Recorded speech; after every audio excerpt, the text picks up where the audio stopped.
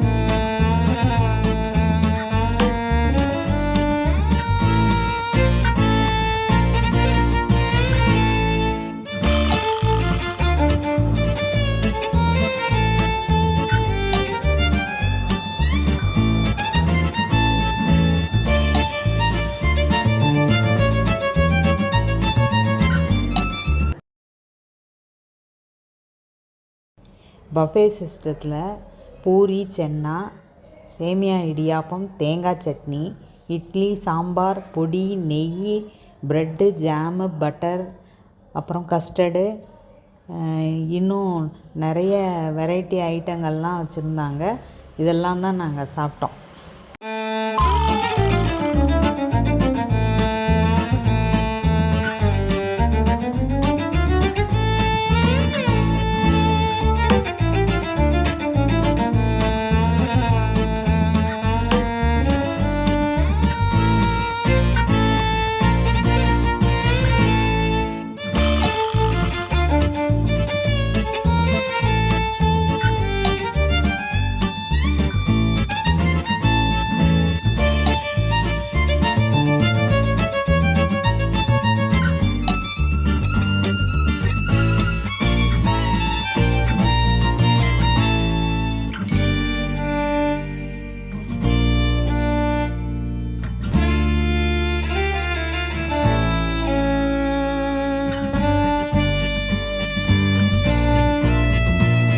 Srilakshmi channel like பண்ணுங்கள், share பண்ணுங்கள், subscribe பண்ணுங்கள்.